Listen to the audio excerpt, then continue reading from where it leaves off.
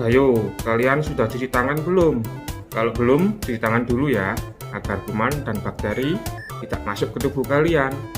Sehat sekarang bukan hanya untuk kalian, tapi juga demi orang-orang di sekitar kalian. Oke, kalau sudah, kita lanjut videonya. Assalamualaikum warahmatullahi wabarakatuh. Baiklah anak-anak sekalian, sebelum kita memulai pelajaran, mari kita berdoa dulu. Berdoa sesuai agama dan keyakinan masing-masing. Harapannya semoga kita semua mendapat ilmu yang bermanfaat. Berdoa mulai. Bismillahirrahmanirrahim. Raditu billahi rabban wa bil islami dinan wa bi Muhammadin sallallahu alaihi wasallam nabiyyan wa rasulan. Rabbi zidni ilma warzuqni fahma. Rabbi shrah li sadri wa yassir li amri wakhlul 'uqdatam min lisani yafqahu qawli. Amin ya rabbal alamin. Assalamualaikum warahmatullahi wabarakatuh. Pada pembelajaran bahasa Indonesia di semester 2 kali ini, pelajaran yang akan kalian dapatkan pertama yaitu teks iklan. Pada materi ini ini anak-anak, jadi kalian itu perlu untuk belajar iklan itu kenapa? Karena nanti barangkali siswa SMK Ibu ini, kalian semua itu mungkin akan menjadi seorang pedagang, mungkin akan menjadi seorang pebisnis. Nah, perlu sekali iklan itu sangat menentukan. Iklan itu kan berarti promo ya, bahasa lainnya itu promo. Kalian melakukan promo, baik melalui pamflet, melalui video dengan berbagai cara. Bagaimana kalian itu mempromosikan barang atau dagangan kalian itu. Nah, oleh karena itu tidak ada alasan buat kalian untuk tidak belajar materi yang satu ini, yaitu teks iklan. Nah, teks iklan adalah suatu teks yang dibuat semenarik mungkin sebagai media untuk mempromosikan suatu barang atau jasa. Tujuannya untuk menarik minat dari pembaca, pendengar, pembeli agar menggunakan barang atau jasa yang dipromosikan. Nah, iklan dijadikan sebagai pesan yang menawarkan suatu produk yang ditujukan pada suatu masyarakat melalui suatu media. Akan tetapi, untuk membedakannya dengan pengumuman biasa, iklan lebih diarahkan untuk membujuk orang supaya membeli. Jadi, yang membedakan iklan ini dengan yang lain-lainnya itu adalah untuk membujuk. Benar-benar memang tujuannya, keberhasilannya itu terletak ketika banyak yang membeli barang atau produk atau jasa yang ditawarkan. Nah, karakteristik teks iklan yang pertama yaitu sasarannya jelas. Sasarannya jelas itu apa? Kepada siapa sih itu ditujukan? Kalau misalkan mungkin kalian pernah melihat iklan popoknya anak bayi itu, apakah mungkin iklan itu kemudian akan menarik orang-orang dewasa, anak-anak remaja, atau apalagi ibu-ibu, apalagi bapak-bapak? Kan tidak mungkin. Nah, jelas itu sasarannya kepada siapa? Kepada para ibu bayi yang memiliki bayi. Gak mungkin kan bayinya nonton TV, kan tidak mungkin. Nah, kemudian mungkin contoh yang lain, misalkan kalian melihat ada iklan baju dewasa, baju mungkin ada mukena, mungkin ada kerudungnya juga, baju-baju muslim seperti itu. Kan tidak mungkin kalau misalkan targetnya itu adalah bapak-bapak ya. Kalau bapak-bapaknya itu ingat istri ya, atau mungkin ya kalau laki-lakinya itu ingat pacar atau kekasihnya ya, siapa yang punya ini. Nah, jadi karena tidak mungkin itu, maka sasarannya yang jelas itu kepada siapa? Biasanya ya lebih ditunjukkan kepada kaum hawa atau para wanita, para perempuan yang membutuhkan mungkin mukena, mungkin kerudung. Nah, itu pasti bakal tergila-gila. Nah, targetnya itu. Maka biasanya itu kalau di media sosial biasanya paling bisa dilihat juga dari para followersnya, pasti banyak yang perempuan-perempuan. Nah, yang kedua, mempunyai fokus atas hal yang ingin dikomunikasikan. Jadi fokus ini diberikan atau digambarkan atau diceritakan di dalam isi iklannya itu dari kelebihan produknya. Jadi kelebihan produknya apa? Kalau misalkan kerudung, mungkin kelebihannya di kerudung itu apa? Tidak mungkin kan hanya bentuk, karena penjual kerudung sekarang sudah banyak sekali berterbaran di mana-mana. Kalian sampai bingung mungkin kalau kalian membuka media sosial, kalau kalian pergi kemanapun semua orang banyak sekali yang menjual kerudung. Tapi bagaimana caranya penjual kerudung itu tadi bisa bersaing ya, dengan cara menunjukkan fokusnya. Mungkin kerudung milik kalian, mungkin yang kalian jual, misalkan kalian pedagang kerudung atau penjual kerudung, adalah mungkin dari segi warnanya. Mungkin kalau yang lainnya itu warnanya sama, paling maron atau navy, merah hati, biru tua, mungkin hitam, coklat, itu saja. Mungkin kalau kalian berani untuk menjual kerudung-kerudung yang warnanya tetap dibutuhkan, warnanya tetap masuk dan warnanya tetap menyenangkan, tetapi juga berbeda. Mungkin ada warna biru toska, ada hijau yang mentah atau hijau toska, mungkin ada warna merah bata. Nah, mungkin ada warna ungu yang ungunya itu mungkin yang lainnya mungkin ungunya itu berbeda ya kan. Mungkin ada warna-warna yang bisa dibilang turunan-turunan, kan banyak sekali kan warna-warna itu. Nah, mungkin kalian fokusnya lebih situ, sehingga orang-orang pun yang membeli akan teringat, oh saya mau membeli kerudung, kalau ingin kerudungnya itu warnanya itu kaya warna, kerudungnya nggak cuma warna itu saja, merah hati atau biru tua, maka akan teringat produk kalian. Nah, itu fokusnya itu jelas dan selalu dikomunikasikan berulang-ulang kali. Nah, kemudian yang ketiga, mempunyai daya tarik tertentu.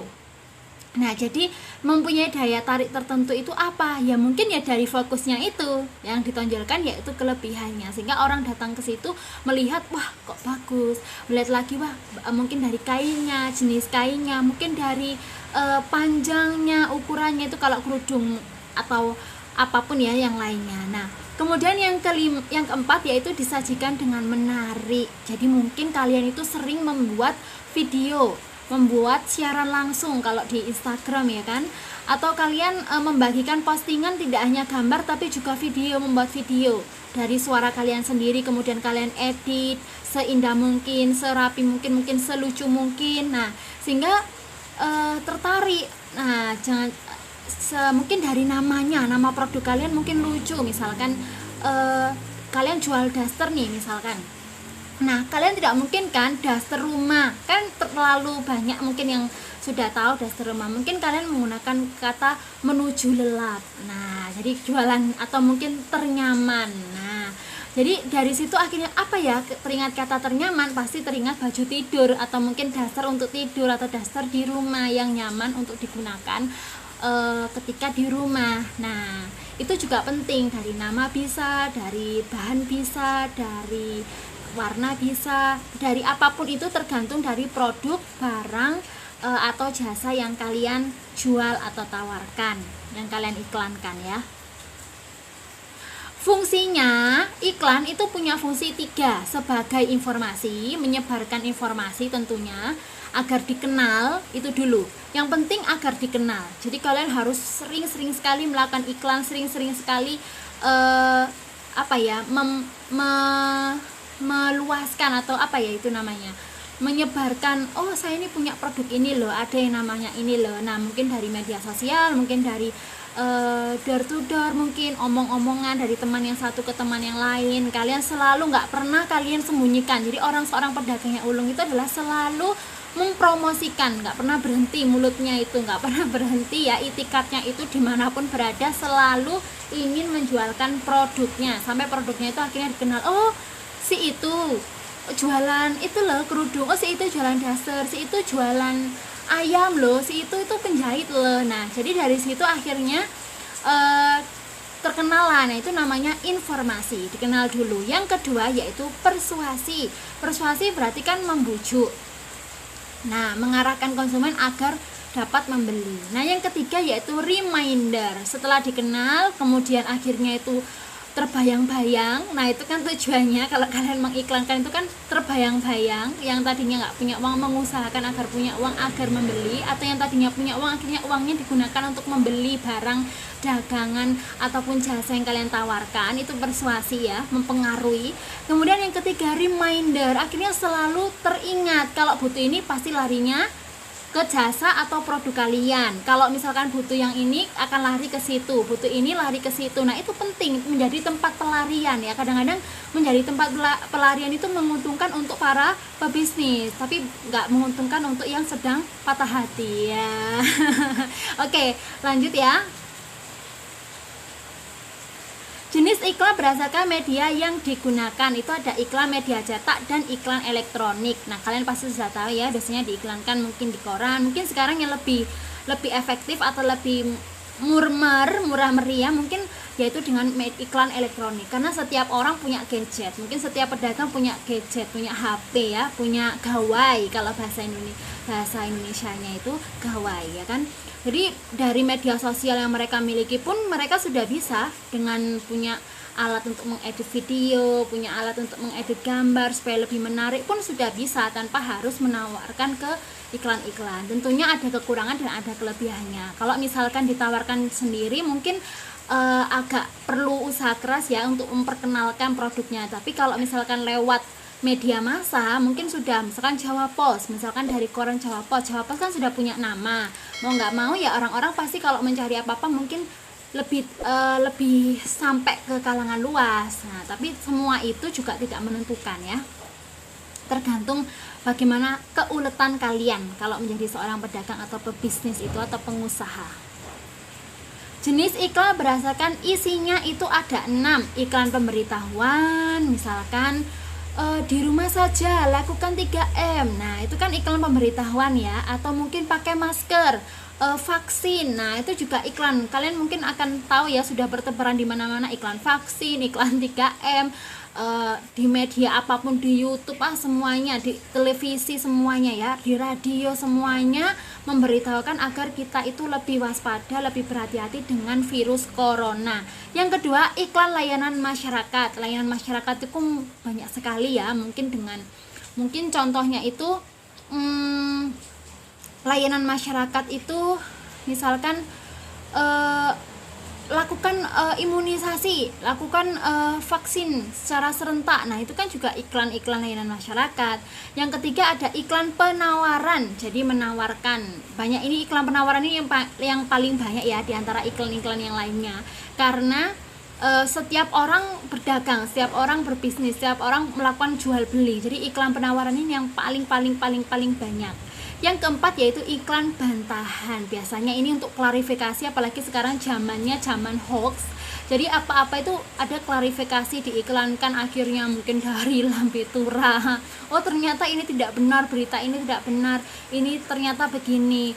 Atau mungkin iklan-iklan yang untuk menangani iklan-iklan yang sebelumnya. Itu mungkin tujuannya iklan bantahan ya, berisi tentang klarifikasi, biasanya begitu. Yang kelima, iklan perbaikan. Biasanya iklan perbaikan itu kalau kalian tahu, kalian dapat dari WA, biasanya PLN. Nah, sedang memperbaiki listrik, jadi akan dipadamkan mulai pukul ini sampai pukul ini. Nah, itu merupakan iklan perbaikan, ya kan? Nomor 6, iklan keluarga. Misalkan KB mungkin keluarga berencana, atau mungkin supaya menjaga pola hidup sehat. Nah, itu kan juga merupakan iklan keluarga. Oke anak-anak, sampai di sini dulu mengenai teks iklan ini. Nanti akan Ibu lanjutkan mengenai strukturnya, unsur-unsur yang harus ada di teks iklan, dan bagaimana cara kalian membuat iklan. Oke, terima kasih, semoga bermanfaat. Salam olahraga, salam sehat. Jangan lupa memakai masker setiap kali berkegiatan di luar rumah. Dan gunakan masker untuk menutupi hidung dan mulut kalian. Contohnya seperti ini. Oke guys. Bagaimana dengan pembelajaran hari ini? Sukses selalu, tetap semangat. Jangan lupa jaga kesehatan, pakai masker, selalu cuci tangan, dan jangan lupa jangan keluyuran kemana-mana. Tetap di rumah saja, bantu orang tua. Jangan lupa ibadah.